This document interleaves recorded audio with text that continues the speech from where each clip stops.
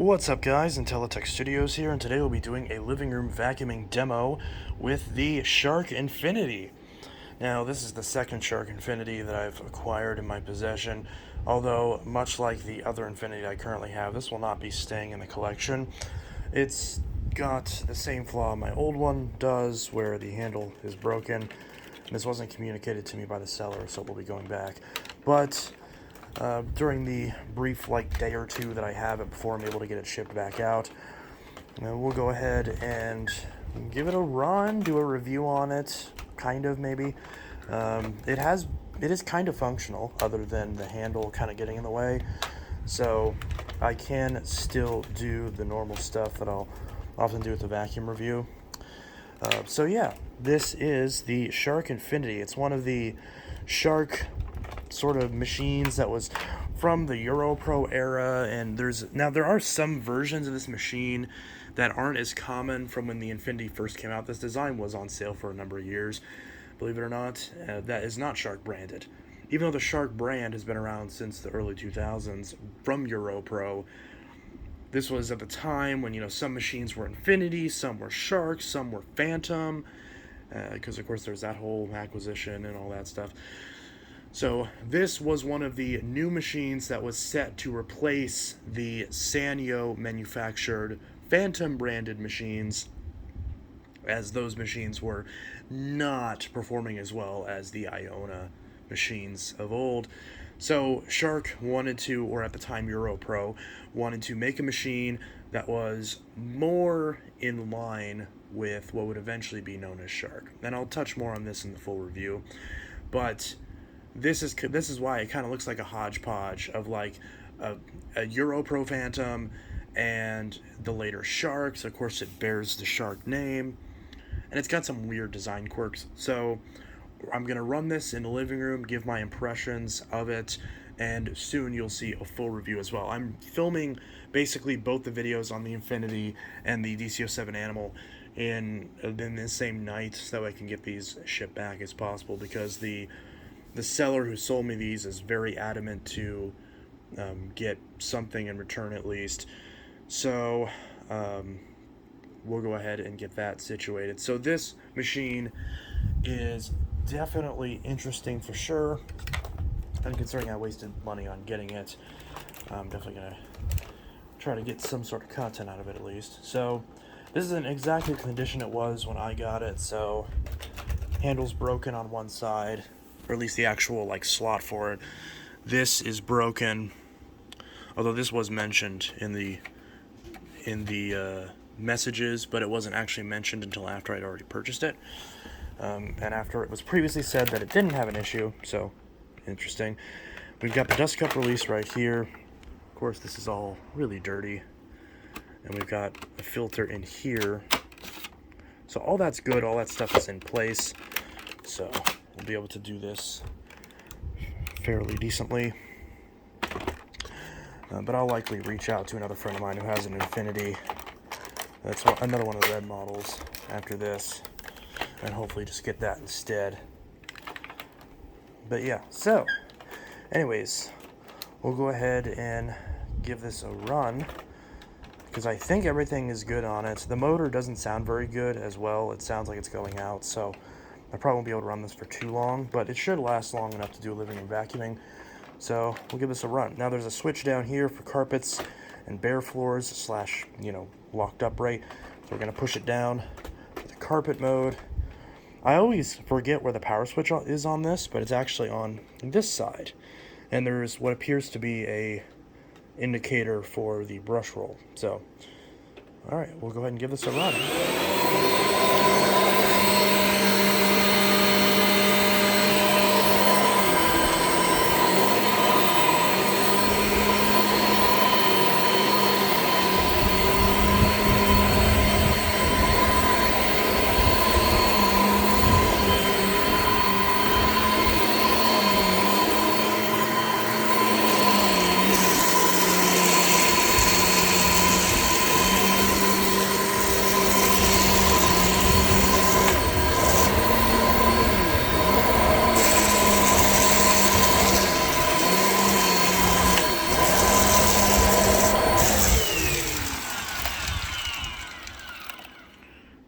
there's that piece of gum that actually was stuck to the bottom of this when I unboxed it. I guess I'll throw that away real quick.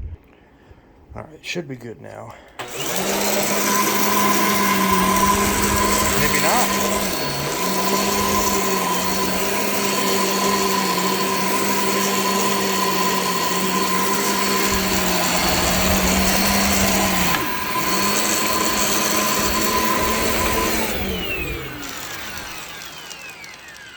Okay, it's an actual carpet fiber. I was like, why is it not picking that up? Probably because it's a carpet fiber. Something jammed in this brush roll already. I'm not sure what it is. Only ran this for like a minute. There's some strings and stuff that I guess were stuck in here whenever it was shipped. Yeah, some strings and whatnot. Like, if you're gonna sell a vacuum, wouldn't you clean this out? I mean, it wouldn't take very long to clean all this out. But I don't think the seller was actually interested in that. Yeah. Carpet fiber, and that's definitely not mine, because pretty sure this carpet doesn't have green fibers. Okay. The brush roll looks very similar to what we would find on the Dyson brush roll. It's like a much thinner brush roll.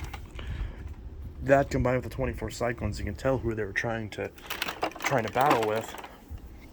Another little setback. We'll throw this away and continue. Alright, third time's a charm, maybe. This also doesn't want to, keeps flopping out of this hook for some reason.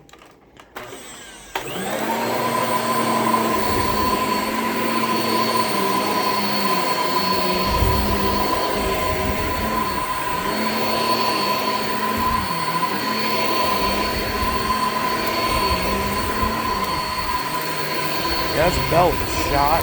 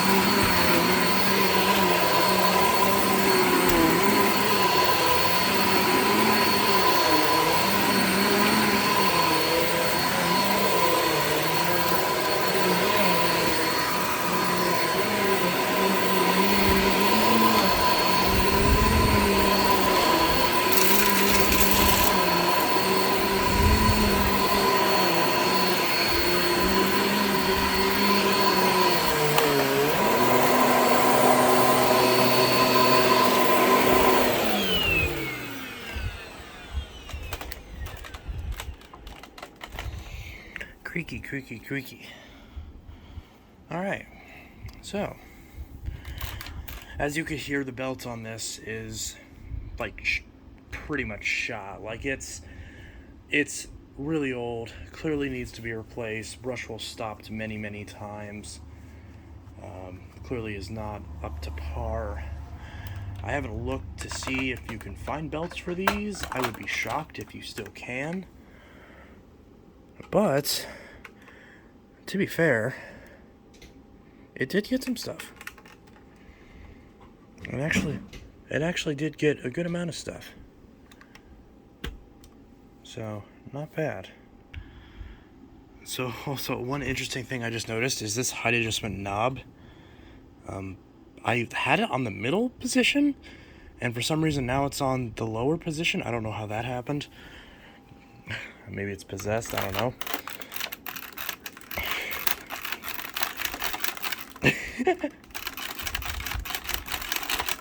Don't you just love that? Creaky, creaky, creaky. And of course the floppy hose. Just this sad, flaccid hose. Yeah. And of course the broken cord hook.